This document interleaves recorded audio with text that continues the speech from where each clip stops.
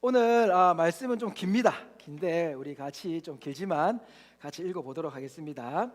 제가 한 절 읽고 여러분 한 절 읽고 해서 나누어서 한 절씩 봉독하도록 하겠습니다. 제가 먼저 읽겠습니다. 예수께서 이 말씀을 하시고 눈을 들어 하늘을 우러러 이르시되 아버지여 때가 이르렀사오니 아들을 영화롭게 하사 아들로 아버지를 영화롭게 하게 하옵소서.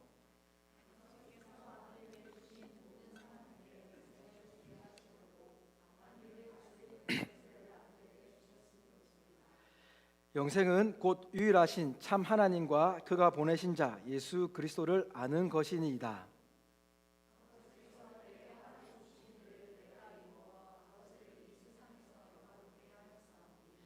아버지여 창세전에 내가 아버지와 함께 가졌던 영화로서 지금도 아버지와 함께 나를 영화롭게 하옵소서.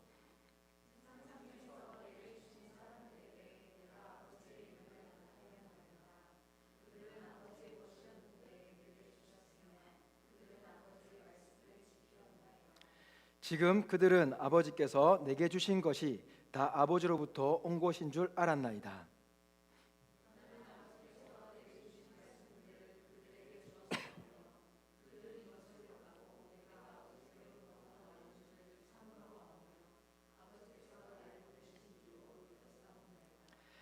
내가 그들을 위하여 비옵나니 내가 비옵는 것은 세상을 위함이 아니요 내게 주신 자들을 위함이니이다. 그들은 아버지의 것이로소이다.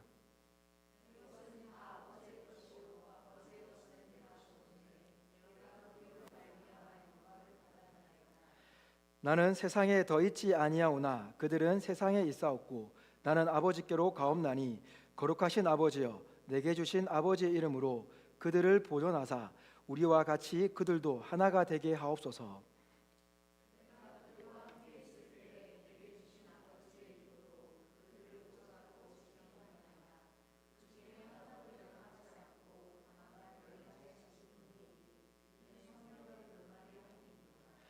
지금 내가 아버지께로 가오니 내가 세상에서 이 말을 하옵는 것은 그들로 내 기쁨을 그들 안에 충만히 가지게 하려 함이니이다.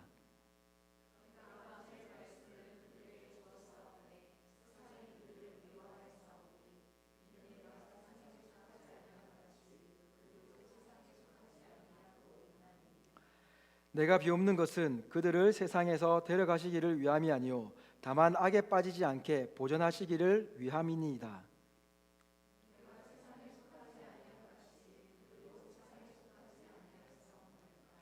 그들을 진리로 거룩하게 하옵소서. 아버지의 말씀은 진리이니이다.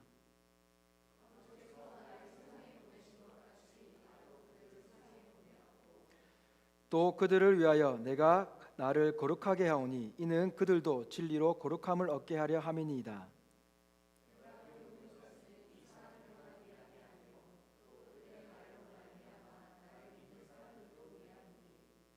아버지여 아버지께서 내 안에 내가 아버지 안에 있는 것 같이 그들도 다 하나가 되어 우리 안에 있게 하사 세상으로 아버지께서 나를 보내신 것을 믿게 하옵소서.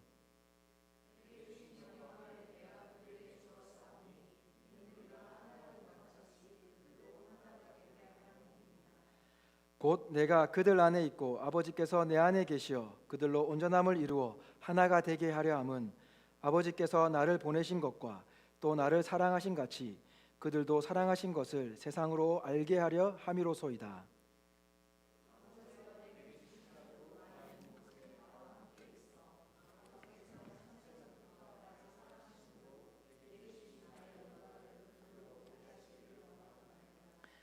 의로우신 아버지여 세상이 아버지를 알지 못하여도 나는 아버지를 알아싸웠고 그들도 아버지께서 나를 보내신 줄 알아싸움나이다.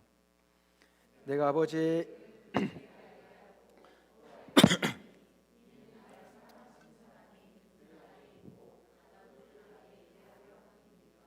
아멘. 예, 오늘 이 좀 길죠. 긴 이 말씀을 가지고 함께 나누고자 하는 말씀의 제목은 사라져가고 있는 예수 그리스도라는 제목입니다. 사라져가고 있는 예수 그리스도라는 이 제목을 가지고 나갈 때에 하나님의 귀한 은혜가 우리들에게 임하기를 주님의 이름으로 축원드립니다. 지난주에 우리가 온 가족이 함께 예배드리면서 아이들에게는 잔소리처럼 들릴 수 있는 이 부모님의 말씀에는 자녀가 더 나은 삶, 더 행복한 삶으로 인도되기 위한 진실한 마음이 담겨져 있는 그 마음이 전달되는 것이다 라는 그 마음을 전달하고 싶었습니다. 그리고 청년들과 저를 포함한 부모님들께는 우리는 그리스도인으로서 가지고 있는 이 기본 상식인 거룩하신 하나님의 말씀이 진리라는 이 사실을 알고 있는 것만으로 그치는 것이 아니라 이 알고 있는 것, 이것을 뛰어넘어 내 삶에 녹아내리고, 그리고 그 녹아내린 삶에서 아이들에게 사랑의 잔소리가 나오기를 희망한다라는 마음을 담고 있었습니다.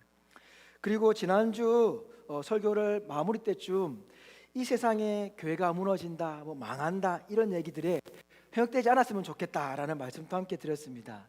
그 이유를 하나님은 알파와 오메가 되시고 처음과 끝이 되시기 때문에 이 세상의 시작이 하나님으로부터 왔고 마지막도 하나님으로부터 끝맺음을 맞이하게 된다는 사실 때문입니다. 그렇다고 이 교회의 오늘날 같은 이런 현상에 대해서 우리가 그리스도인으로서 이것을 무시하고 살자라는 그 의미를 담아둔 것은 아니었습니다. 사실 이 문제는 오늘날을 살아가는 우리들에게 아주 중요하게 생각해야 되는 부분이 맞습니다. 그렇기 때문에 저는 이 본문을 읽으면서 오늘날의 그리스도인들의 문제는 무엇일까라는 고민에 빠지게 되었습니다. 그리고 곰곰이 생각해 보았습니다. 그것은 내 삶을 그리스도와 닮아가기를 원하는 마음과 세상을 따라가는 삶에 대한 그 갈등이 점점 사라지고 있는 데서 나온다라는 그런 생각을 하게 되었습니다.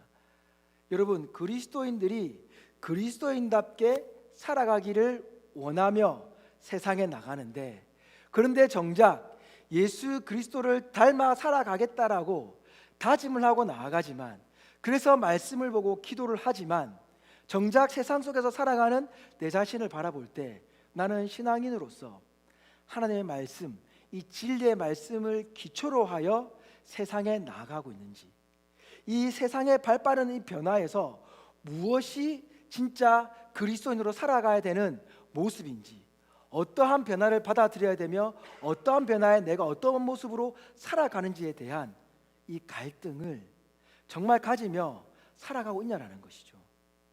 그런 것을 생각해 볼 때에 우리는 이러한 갈등이 점점 사라져가고 있는 것은 아닐까라는 생각을 해보게 됩니다.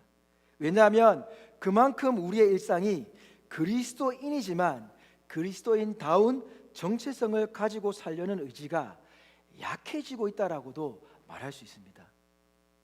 그래서 오늘 본문의 말씀을 통해서 세상에서 교회라는 이 존재, 교회를 다니고 있는 우리 그리스도인은 과연 사랑을 받아야 되는 존재인가, 아니면 정말 미움을 받는 존재가 맞는가라는 그러한 질문을 또한 던지게 만드는 내용이기도 합니다. 오늘 말씀은 예수님의 기도죠. 기도인데 왜 기도의 내용에서 이러한 질문을 던지게 되는가라고 생각하실지도 모르겠습니다. 그런데 오늘의 이 기도는요, 예수님께서 사복음서를 통해서 기도하신 내용 중에서 가장 깁니다. 그리고 구체적으로 나와 있습니다. 예수님이 제자들을 위해 그리고 우리들을 위해 하시는 그 기도, 예수님이 이 땅을 떠나 하나님의 품으로 돌아가시면서 이 땅에서 살아가야 되는, 자신도 이 땅을 살아가면서 고민하고 자신도 이겨나가야 했던, 갈등해야 됐던 그 부분에 대해서 어떻게 기도를 하시고 이겨나가셨는지, 그리고 우리가 어떠한 기도로서 이러한 갈등들을 이겨나갈 수 있는지에 대해서 예수님은 너무나도 정확하게 기도하고 계시기 때문입니다. 여러분, 제가 얼마 전에 한 유튜버에서 광고를 보았습니다. 그 광고를 소개하는 내용을 보았죠. 정확하게 말하면 본 거죠. 제가 깜짝 놀랐습니다. 사진 한번 보여주실래요? 자, 이게 뭔지 아십니까, 여러분?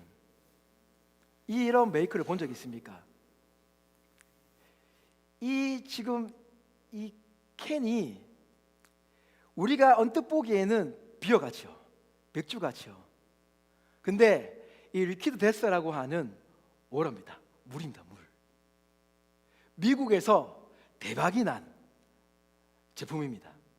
2019년도에 처음 출시가 되었습니다. 이 물을, 이 생수를 만들고요, 미국에는 어마어마한 일이 벌어졌습니다. 뭐냐면은 지금 이 마크가 나와 있는 저 그림이 뭐냐면은 해골입니다. 해골.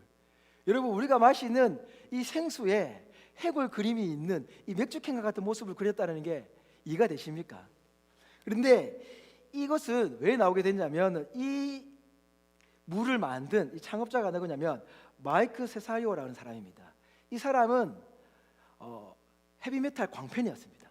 그런데 이 헤비메탈 광팬이었던 이 사람이 공연을 보는데 이 가수가 노래를 부르다가 이 몬스터라고 하는 에너지 드링크 있죠, 그걸 막 마시는 거예요. 그런데 알고 보니 제휴를 받아서 그 광고에 제휴를 받았기 때문에 그 마셔야 되는데, 그 속에는 에너지 드링크가 있었던 것이 아니라 실제로는 생수가 있었던 거죠. 노래 부르는 가수이기 때문에 그 안에 생수를 놔둬야 되는데, 생수 페트병을 놔두기에는 너무 없어 보인다라는 거예요. 그래서 몬스터라는 에너지 드링크를 놔두고 좀 강해 보이는 모습의 드링크를 놔두고는 그것을 마시며 노래를 불렀다는 거예요. 하지만 그 속에 물이 있었다는 거죠. 그래서 이 사람 생각했습니다. 나는 헤비메탈 광팬인데, 그리고 자신은 헤비메탈을 좋아하지만 마약을 반대하는 사람입니다. 또 술도 마시지 않는다 그래요.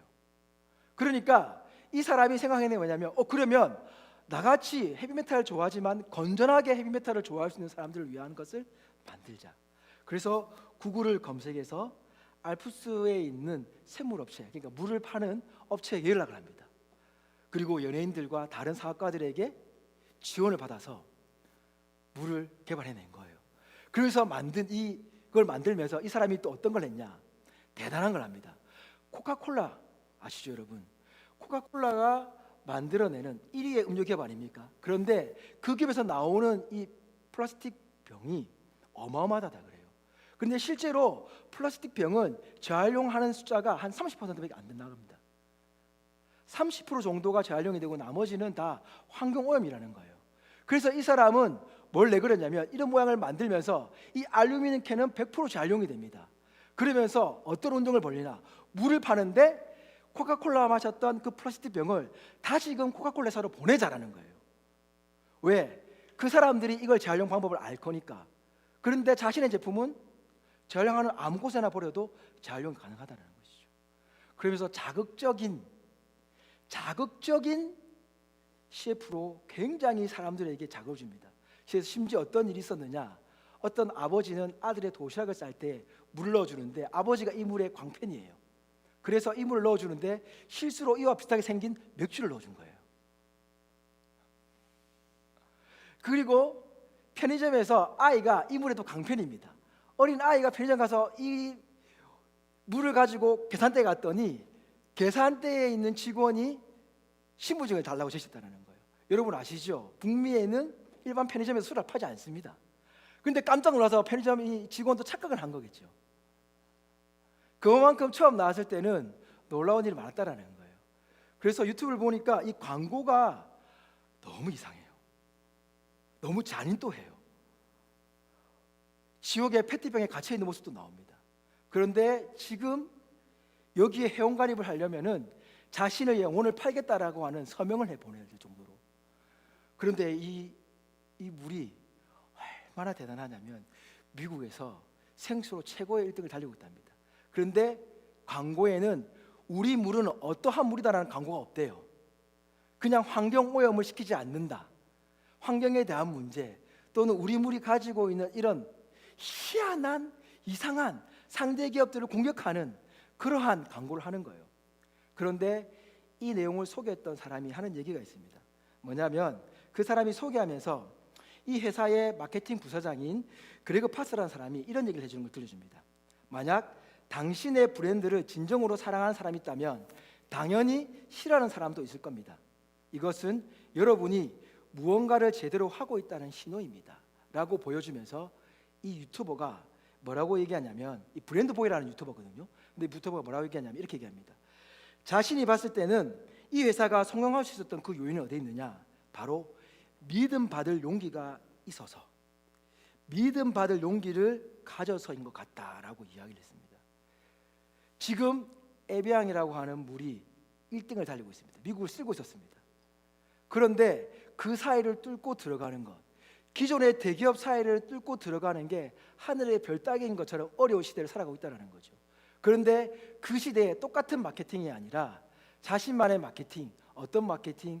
사람들에게 욕을 들을 용기가 있다는 거죠.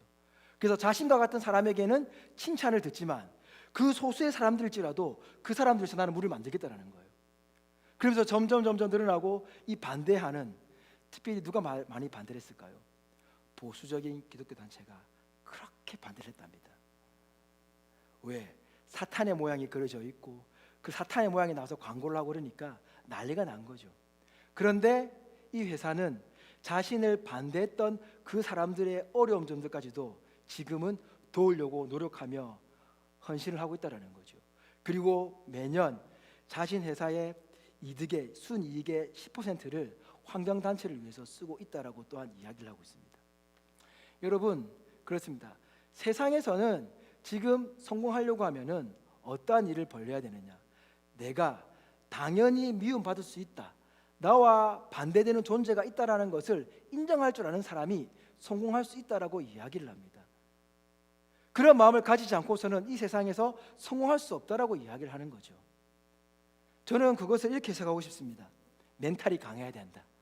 요즘 말로 하면 그렇지 않습니까? 멘탈이 약하면 무너집니다. 그런데 핵 개인화 시대가 되면서 사람들의 멘탈은 점점 약해지고 있다고 얘기를 하죠. 우울증이 늘어나고 있다고 얘기하고 있죠. 사람들이 내가 미움을 받는 것에 대한 두려움을 느끼고 있다고 얘기를 하죠. 당연히 나와 다른 사람이 있음에도 불구하고 그 다르다라는 그 점을, 나는 저 사람이 다르다라는 것을 얘기하면서도 나는 다름을 받는 것에 대해서 굉장히 예민하게 반응을 하는 세상이라는 거죠. 그래서 이 세상에서 성공하려면 미움을 받을 용기가 필요하다라고 얘기합니다. 여러분, 오늘 읽었던 우리의 본문의 말씀에 이 예수님의 기도가 오늘날 어떨까요? 세상에서 사랑을 받을 수 있는 기도일까요? 아니면 세상에서 왜 너희만 우리와 다른 생각을 가지고 있냐라고 하는 질타를 받을 수 있는, 즉 미움을 받을 만한 기도의 내용일까요? 오늘 우리가 읽었던 7장 3절에 보면 이렇게 나옵니다. 우리 같이 읽어볼까요? 같이 읽겠습니다. 시작. 영생은 곧 유일하신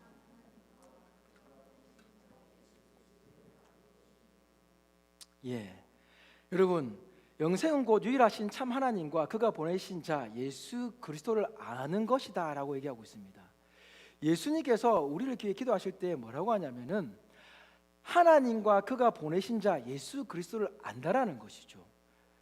영생을 입은 자들, 우리가 영생을 받았는 우리들이 진짜 중요한 게 뭐냐면은, 우리가 알아가야 되는 첫 번째는 세상이 지금 어떻게 변해가고 있는지를 알기 이전에 하나님이 어떠한 말씀을 해주셨는지를 아는 것이 우선이라는 겁니다. 그런데 이것을 모르는, 이 기본상식을 모르는 그리스도인은 없다라는 겁니다. 그럼에도 불구하고 그리스도인들은 세상을 살아갈 때에 하나님이 말씀하신 것을 알기 이전에 세상의 변화로부터 하나님의 말씀을 대입시킨다는 겁니다. 아이러니한 것은 성경만큼 어려운 책이 없습니다. 그런데 성경만큼이나 해석이 다양하게 일어나는 책도 없다라는 겁니다. 대표적으로 우리는 성경, 그리스도인들하면은 윤리적에 살아야 된다, 도덕적인 삶을 보여야 된다, 이런 것에 대해 되게 예민합니다. 오죽했으면 목회자가 술집을 갔다가 나오면 어떻게 됩니까? 목회자가 사람들이 가지 말아야 되는 곳을 갔다 나오면 어떻게 되는 겁니까? 큰일 나는 줄 알고 있습니다. 저 사람은 이상한 사람이라고 생각할 수 있습니다. 중직자가 가지 말아야 될 곳이라는, 근데 사실 여러분, 성인이 된 우리 모두에게 가지 말아야 될 곳과 가야 될 곳이 따로 있겠습니까? 세상에서 만들어 놓은 곳에서 우리가 가지 말아야 될 곳이 있습니까? 우리가 판단해서 안 가야 되는 곳이 있을 수는 있지만 오지 말라고 막는 곳은 없다라는 것이죠. 그런데 우리는 이상하게도 성경을 이상하게 대입시켜서 가면 죄다, 저런 행동을 하면 죄다라고 단정을 지어버립니다. 그리스도인들이 왜 예수 믿는 사람이 왜? 라는 의문을 붙입니다. 그런데 여러분, 우리는 그 이전에 무엇을 생각해야 되는 겁니까? 세상에서 바라보는 눈치 때문에 왜라는 질문을 던지는 게 아니라 하나님의 말씀으로부터 우리는 왜라는 질문을 던져야 된다는 겁니다. 리퀴드 데스라고 하는 이 악마의 물, 제목은 악마의 물이라고 정했습니다. 창업자가 우리는 악마의 물을 판다라고 얘기를 합니다. 그런데 실상은 겉모습은 악마의 물처럼 보이게 만들었지만 그들이 하는 것은 진정으로 환경을 생각하고 건강을 생각한다는 것이죠. 그래서 가장 좋은 물의 판매 공급처를 연락을 해서 그 물을 받아들이고 있으며, 그리고 오염이 되지 않는 최대한 노력으로 알루미늄 캔으로만 이들은 물을 팝니다. 플라스틱 병에 팔지는 않습니다. 나름대로의 신념을 지키며 살아가는 거죠. 이 회사는 세상의 기준에서 자기 것을 만들어갔던 것이 아니라 세상은 욕할지라도 세상 사람들이 더욱더 건강해질 수 있고 환경을 아낄 수 있는 것에 대해 목숨을 걸고 시작을 했다는 것이죠. 이런 세상과 비교하는 것이 좀 우스울 수는 있지만 우리 그리스도인들이 많이 저지르는 것들 중에 하나가 뭐냐면 세상의 변화 속에서 성경을 끼워 맞춰서 교회는 이러면 안 돼, 하나님을 믿는 사람은 저렇게 살면 안 되라고 이야기를 한다는 겁니다. 오늘 예수님의 기도는 절대 그렇지 않습니다. 요한복음 17장 13절에 14절에 가면 이렇게 나오고 있습니다. 제가 한번 읽어드리겠습니다. 지금 내가 아버지께로 가오니 내가 세상에서 이 말을 하옵는 것은 그들로 내 기쁨을 그들 안에 충만히 가지게 하려 함이니이다. 내가 아버지의 말씀을 그들에게 주었사오매 세상이 그들을 미워하사오니. 여러분, 예수님은 이 세상에 이 기도를 하는 것이, 그리고 지금까지 우리들에게 말씀해 주셨던 것이 우리 안에 기쁨이 충만케 하기 위함이라는 것이죠. 하나님의 자녀는 세상에 빗대어서 우리의 가치를 정하고 우리의 가치관을 정하고 우리의 정체성을 정하는 게 아니라는 겁니다. 예수님의 이 말씀은 우리가 하나님 말씀 안에서 나의 가치관을 세워가며 나의 정체성을 세워가는 것에 대한 기쁨을 얘기하는 것이죠. 즉 우리가 어디로부터 나왔냐라는 것입니다. 우리는 세상으로부터 나온 존재가 아니라 하나님으로부터 나온 존재입니다.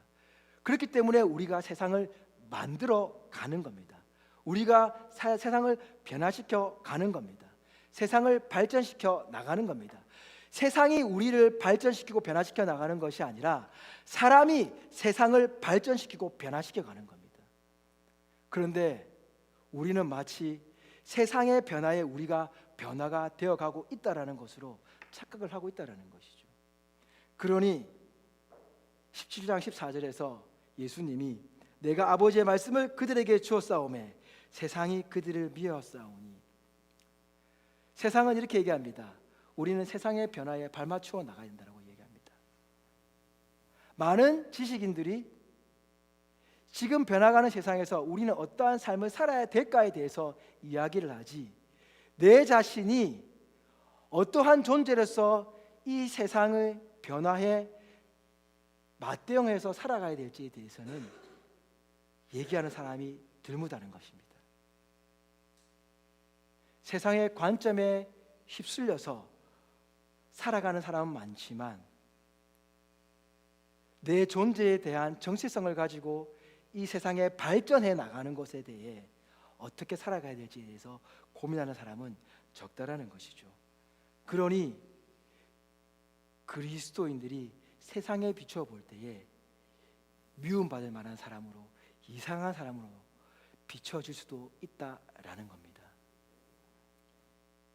예수님께서 진리이신 하나님의 말씀을 우리에게 주셨습니다.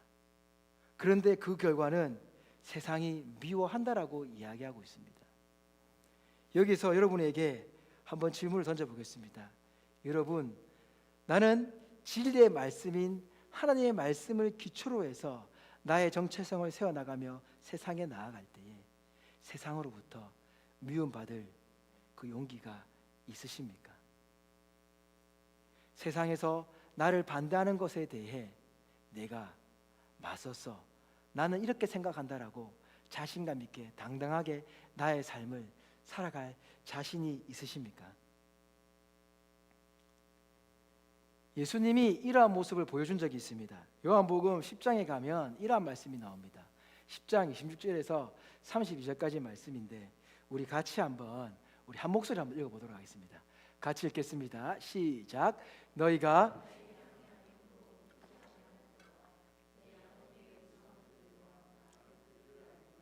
그들은 나를 따르느니라. 내가 그들에게 영생을 주노니 영원히 멸망하지 아니할 것이요 또 그들을 내 손에서 빼앗을 자가 없느니라. 나와 아버지는 이것만 나왔네요. 예. 그러면은 제가 이것만 얘기한 것 같습니다. 그 뒤에는 뭐라 하면 나와 아버지는 하나이니라 하신데 유대인들이 다시 돌을 들어 치려 하거늘 예수께서 대답하시되 내가 아버지로 말미암아 여러 가지 선한 일로 너희에게 보였거늘 그 중에 어떤 일로 나를 돌로 치려 하느냐라고 말씀하십니다. 예수님이 솔로몬 성전의 행각에서 유대인들이 막 에워싸고 있는데 그때에 그 사람들이 예수님에게 이렇게 얘기합니다. 언제까지나 우리의 마음을 의욕하게 하려 하나이까? 그리스도이면 당신이 진짜 하나님의 아들이면 밝히 말씀해 달라라고 이야기를 합니다. 그랬더니 예수님께서 뭐라 말씀하시냐면 내가 너희에게 말하였으되 믿지 아니하는도다. 내가 내 아버지의 이름으로 행하는 일들이 나를 증거하는 것이다 라고 말씀하십니다. 여러분, 예수님께서는 이 땅에 오셔서 예수님이 하나님의 아들이라는 사실에 대해서 비겁하게 돌려서 얘기하거나 또는 그 상대방이 헷갈리게끔 얘기한 적이 없으십니다. 구약 성경을 기반으로 하여서 자신이 어떤 자인지에 대해서 항상 말씀을 하셨습니다. 기적을 이루셨을 때에도 예수님은 하나님의 아들이고 본인이 진리이신 하나님의 말씀을 이루러 온 자임을 말씀하셨던 것이죠. 그런데 여기에 대해서 세상은 계속해서 의문을 품고 있었던 것입니다. 그리고 거기에 대해서 의문을 품었을 때에 예수님께서 이야기를 했었습니다. 오늘 말씀이었습니다. 지금 이 10장 26절에서 나온 이 말씀을 이야기하셨는데 그 결과는 뭡니까? 유대인들이 돌로 쳐 죽이려고 했다는 것이죠. 그때 예수님의 대답이 여러 가지 선한 일로 너희에게 보였거늘 그 중에 어떤 일로 나를 돌로 치라느냐 라고 오히려 되물으십니다. 우리 그리스도인들이 세상에 어떠한 잘못된 진리를 알려주었습니까? 세상에 어떠한 영역에서 피가 가는 일들을 입혔습니까? 하나님의 말씀을 정확한 진리로 전하는 교회라고 한다면 하나님의 말씀을 정확한 진리로 하고 내가 갈등하며 세상 속에서 갈등하며 나온 행동이라고 한다면 실수하고 잘못할 수 있는 행동이 나올 수도 있습니다. 그렇지만 하나님의 말씀 속에서는 그것이 세상에 미움받을 만한 잘못된 가르침으로 나갈 만한 일들이 있었냐는 겁니다. 그것이 없었다라는 것을 지금 증명해 주고 있습니다. 세상에도 마찬가지입니다. 기독교에 대해서 많은 반론을 합니다. 그러나 정작 이 기독교가 가지고 있는 우리는 이 말씀을 믿는 존재이니까 이 말씀 안에서의 정확한 팩트를 가지고 세상에 나아가서 얘기했을 때에 이 팩트에 대해서 너희는 믿을 만한 행동을 하는 사람이잖아, 거짓말을 증거하고 있잖아 라고 할 것이 있냐라는 것입니다. 그런데 우리는 지레 겁을 먹습니다. 그런데 우리는 거기에 대해서 선뜻 대답을 하지 못합니다. 우리는 거기에 대해서 고민을 합니다. 진짠가? 아닌가? 저도 그랬으니까요. 여러분, 한 가지 예를 들어볼까요? 제가 친한 후배 중에서 시골 교회에 다니는 후배가 있었습니다. 남편을 따라 이제 그쪽 교회 가게 된 건데 아이가 자라고 있으면서 고민이 된 겁니다. 저에게 연락이 왔습니다. 자신의 아이가 시골엔 교회가 좀 작잖아요. 더 큰 교회에 가서 조금 더 체계적인 곳에서 신앙생활을 배우고 싶은데 제가 근데 우리 교회는 작고 성도가 작은데 또 시골 교회라 어디 옮기기가 참 눈치가 보여요. 어떻게 하면 좋겠습니까? 라는 질문을 던졌습니다. 그래서 제가 얘기했습니다. 아무개야, 너 아이가 그런 체계적인 신앙생활을 배우고 하는 모습 너무 좋은데 너는 아이와 함께 하나님에 대해서 이야기를 하느냐라고 물어봤습니다. 네가 정말 하나님의 존재에 대해서, 너가 아이를 위해서 기도하고 있으면서 아이에 대해서 너는 하나님에 대한 이야기를 나눠본 적 있냐라고 물어봤습니다. 여러분, 이 질문을 저와 여러분에게 던진다면 어떻습니까? 저는 목사임에도 불구하고 부끄럽지만 아이들과 신앙에 대한 이야기를 갈수록 더 못하는 것 같아요. 저는 첫째는 만 3세였나 되었을 때에, 한국에 있을 때니까 대학교 다녀가서 복음을 전했습니다. 둘째 만 4세 때 차에 저하고 둘이 태워서 드라이브하면서 복음을 전했습니다. 가끔씩 첫째하고는 얘기도 했습니다. 영생에 대해서도 얘기했고 죽음에 대해서 얘기했고. 근데 셋째는요, 내가 만 4세가 되면은 복음을 전해야지 했는데 부끄럽지만 만 5세로 미뤘습니다. 그래요. 이게 이상해요. 저는 목사임에도 불구하고 우리 아이에게 복음을 잘 해야지라고, 말씀을 잘 전해야지라고 생각을 하는데 제가 바쁘고 제가 피곤하면 그냥 넘어갈 때가 많다라는 겁니다. 이게 세상을 살아가면서 자녀와 내가 믿고 있는 나의 정체성이, 우리 정체성이잖아요. 이 예수 그리스도를 이야기하며 함께 고민을 나눈다라는 것이 점점 쉬워지지 않고 있다라는 겁니다. 그 친구도 그러한 고민 속에서 나왔겠지요. 그러니 저한테 질문을 했겠죠. 그 당시에 저는 굉장히 규모가 있는 교회에서 굉장히 책임적인 교회에서 사역할 때인데, 그러니 저한테 그런 질문을 던졌던 거죠. 그래서 제가 얘기했습니다. 저도 잘 못하지만 아무개야, 그것은 뒤로 하고 먼저 너가 아이와 신앙적으로 얘기할 수 있는 관계가 먼저 되었으면 좋겠다. 그리고 고민을 해봤으면 좋겠다라고 얘기를 했습니다. 여러분, 요한복음 17장 20절에서 21절에 가시면 예수님은 이렇게 또 이어서 기도하십니다. 내가 비옵는 것은 이 사람들만 위함이 아니요 또 그들로 말미암아 나를 믿는 사람도 위함이니, 아버지여, 아버지께서 내 안에 내가 아버지 안에 있는 것 같이 그들도 다 하나가 되어 우리 안에 있게 하사 세상으로 아버지께서 나를 보내신 것을 믿게 하옵소서. 아멘. 여러분, 내가 하나님을 믿고 의지하고 그리고 세상에서 고민하고 갈등하며 나아가는 것처럼 우리 자녀에게도 하나님에 대한, 내가 믿고 있는 하나님에 대한 이 정체성에 대해서 우리는 이야기하며 나가야 된다는 겁니다. 우리 청년들도 마찬가지입니다. 청년들의 만남의 대화 속에서 그리스도인으로서 매번 그럴 수는 없죠. 연애 얘기도 해야 되고 또 다른 것도 얘기해야 되고 뭐도 얘기하고 다 해야 되죠. 그렇지만 우리의 대화 속에, 일상의 대화 속에 그래도 내가 하나님을 믿는 청년으로서의 갈등에 대한 부분을 이야기하지 않는 것, 안 되는 겁니다, 여러분. 그래서 이야기합니다. 그들도 다 하나가 되어 우리 안에 있게 하사 세상으로 아버지께서 나를 보낸 것을 믿게 하옵소서. 내가 예수 그리스도인이라는 하나님의 아들을 믿고 있다라는 이 의식을 가지고 살아가지 못하는데 어떻게 하나님과 나와 함께 하신다는 이 사실을 의식하며 살아갈 수 있습니까? 겉으로는 그리스도인이라고 하지만 어떻게 그것을 행동으로, 행함으로 나올 수 있는 믿음이 있을 수 있다는 것입니까? 어떻게 그러면서 도덕적인, 윤리적인 모습으로 우리를 비춰서 이야기하는 것이냐는 거죠. 여러분, 그리스도인은 세상에서 말하는 도덕적인, 윤리적인 무시하라는 건 아닙니다.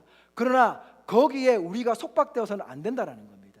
세상에서 말하는 기준의 윤리와 도덕을 뛰어넘는 참된 진리신 그 윤리와 도덕을 만들어낼 수 있는, 그 생각을 만들어낼 수 있는 그 지혜를 주신 하나님으로부터 우리는 먼저 나아가야 한다는 겁니다.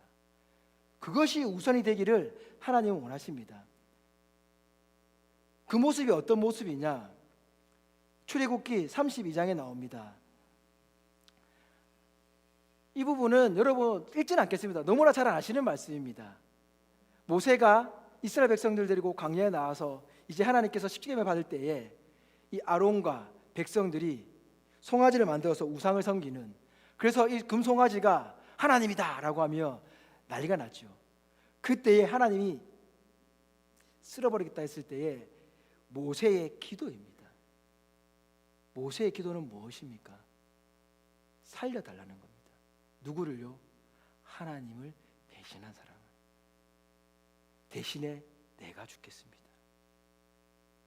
하나님의 가치관을, 정체성을 회복하며 살아간다는 것은, 여러분, 세상에서 미움받았다고 내가 똑같이 세상을 미워하는 것, 눈에는 눈, 이에는 이로 살아가는 게 아니라는 겁니다. 예수님이 이렇게 기도하셨던 것은 자신에게 돌로 죽이려고 했던 그 유대인들을 위해서, 그들을 위해서 십자가에 달려 죽기까지 나아가시기 위해 그들에게 바른 말씀을 증거하셨던 것이죠. 너희가 지금 나를 돌려치려고 했던 것이 다시 반대로 얘기해서 논증을 하여서, 변증을 하여서 이기려고 너희가 내가 했던 것을 보면서도 모르느냐라고 했던 것이 아니라, 예수님이 십자가의 길로 향하면서 그들을 사랑하기 때문에 너희는 바로 알라라는 것이죠. 우리가 세상에 정직한 말씀을 전하는 것은 우리가 그 사람들을 이겨내기 위해서가 아니라, 싸워서 이기겠다가 아니라, 논쟁으로 이겨나가겠다라는 것이 아니라, 예수님처럼 십자가의 길로 가겠다라고, 모세처럼 너희가 잘못한 건 맞지만, 그렇지만 내가 지금 하나님께 이렇게 기도하겠다. 뭐라고요? 내가 생명책에 못 들어갈지언정 이들을 살려주십시오. 모세가 이집트에서 백성들을 이끌어 나오면서 깨달았던 것이 출애굽기 14장에 나오지 않습니까? 보라, 오늘날 하나님께서 너를 위해 이루시는 구원을 보라. 그가 그것을 깨닫고 나온 기도가 무엇입니까? 이 백성들을 너희가 잘못했으니까 너희가 마땅히 죽어야 돼 라가 아니라, 이 백성을 살려달라는 겁니다.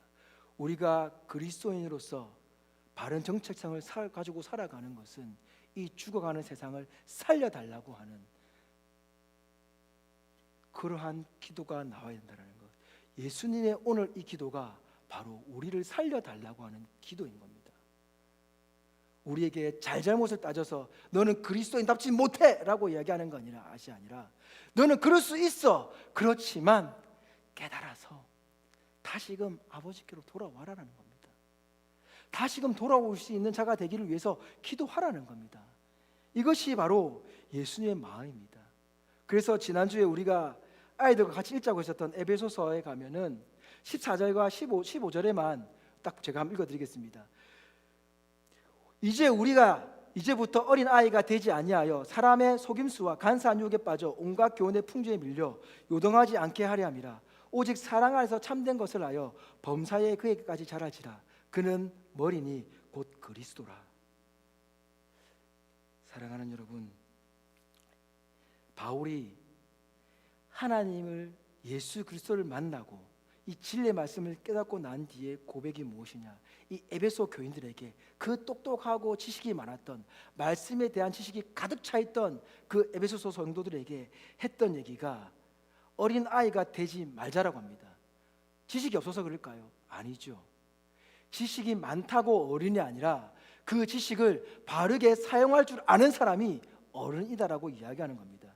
그래서 우리가 세상의 유혹에 빠져서 풍조에 밀려서 요동하지 않는 것, 세상의 관점에 빗대어 그리스도인을 바라봐야 되는 것이 아니라 말씀에 빗대어 참된 그리스도인으로서 세상을 바라봐야 되는 것이며, 그것이 어디로부터 나온다고요? 사랑으로부터 나온다고 하고 있습니다. 사랑으로부터. 그래서 자라라고 얘기하고 있습니다. 읽진 않았지만 16절에서 뭐라고 얘기하느냐? 각 지체의 분량대로 역사하여 그 몸을 자라게 하여 사랑 안에서 스스로 세우느니라. 세상아, 너희는 기독교를 미워하지만 우리는 너를 미워하지 않고, 우리는 미움을 받지만 우리는 그 미움을 갚아주려는 것이 아니라 너희를 사랑하기 때문에 우리는 오늘 또 이 교회에 나와서 하나님 말씀을 듣고 있고, 우리는 그 사랑으로 살아가기 위해서 세상과 맞대응해서 살아가야 되는데, 같이 싸워가야 되는데, 우리는 싸움의 존재가 아니라 너희를 사랑하는 존재로서 살아가기 위해서 나는 오늘 또 갈등하며 이기로 나왔다라고 하는 그 마음의 그리스도인이 되어야 된다는 겁니다. 여러분, 세상을 살면 화가 나지요, 짜증이 나지요, 성질 나지요. 저도 그렇습니다. 저도 일을 하면서 살아가 보니까요, 이상한 사람 많더라고요. 목회만 전념했을 때는 좋게 대해주시고 사랑으로 대해주시고 존경으로 대해주시고 그렇게 했었는데, 사회에서 만나다 보니 이게 과간이 아닌 일도 많더라고요. 그리고 제가 사회일을 좀 해보니까 사회에서 일하신 분들이 그런 예전에 목회자 때 들지 못했던 일들도 좀 이렇게 풀어서 얘기하시는 분들이 종종 있습니다. 너무 억울하시고 너무 당황스럽고 너무 짜증나고 화가 치밀어 오더라고요. 저도 모르게 그러면 이렇게 하셔야죠. 이렇게 하셔야죠. 저도 세상의 법칙대로 이렇게 하셔야지라고 말할 때가 있습니다. 그런데 오늘 예수님의 기도가 안 그렇더라고요. 요한복음 17장 우리가 읽었던 25절 26절에서 뭐라고 얘기하냐면 이렇게 얘기하더라고요. 예수님이 하나님, 세상이 아버지를 알지 못해도 나는 하나님을 압니다. 그리고 그들도 아버지께서 나를 보내준 줄 압니다. 내가 아버지의 이름을 그들에게 알게 하였고 또 계속해서 알게 하겠습니다. 왜냐? 나를 사랑하신 사랑이 그들 안에도 들어가 있고 나도 그들 안에 있기 때문입니다라는 겁니다. 여러분. 하나님은 우리를 사랑해서 이 세상을 창조하셨고 우리를 사랑해서 존재하게 만드셨습니다. 하나님의 사랑은 결코 끊기지 않습니다. 그러면 이 세상에서 자꾸 사랑이 사라져가는 그리스도인들에게 사랑이 사라져가고 복수심이 더 불타고 지금 교회가 망한다, 그리스도인이 점점 사라져간다, 교회가 교회를 욕하고 교회가 목회자를 욕하고 교회가 중직자를 욕하고 교회가 어떠한 신앙의 성도를 욕하고 하는 일들이 어떻게 보면 내 마음속에서 그리스도가 점점 사라져가고 있기 때문이 아닐까라는 생각을 해보게 됩니다. 예수 그리스도가 나의 구주가 되었다는 이 사실이 실망이 아니길 바랍니다.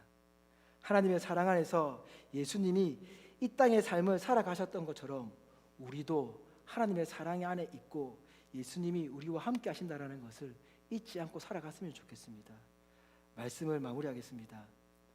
우리는 세상에서 말하고 있는 그런 도덕적인 그리스도인, 그런 윤리적인 신앙인의 삶 뛰어넘어야 됩니다. 그것을 뛰어넘는 것은 그 사람들의 말에 현혹되지 않고 예수님의 모습을 닮아가는 겁니다. 시대에 바르게 이런 발빠른 변화에 대응을 잘하면 어떻고 좀 느리게 하면 어떻습니까? 아니면 아예 못하면 어떻습니까? 하나님이 원하시는 것은 세상의 변화에 대해서 따라가라 따라가지 말라가 아니라 우리에게 주신 이 지식을 가진 이 토대를 가진 이 지혜를 가지고 변화가 일어나는 것, 거기에 우리가 가져야 될 것은 진리의 말씀을 따라서 판단하고 설하는 겁니다. 세상의 기준에서 우리가 세상을 살아가야 되는 것이 아니라 하나님의 말씀의 기준에서 우리가 세상에 나가야 되는 겁니다. 여러분, 우리가 세상을 판단할 필요가 없습니다. 반대로 얘기하면 우리가 세상의 판단을 받을 필요가 없는 존재인 겁니다.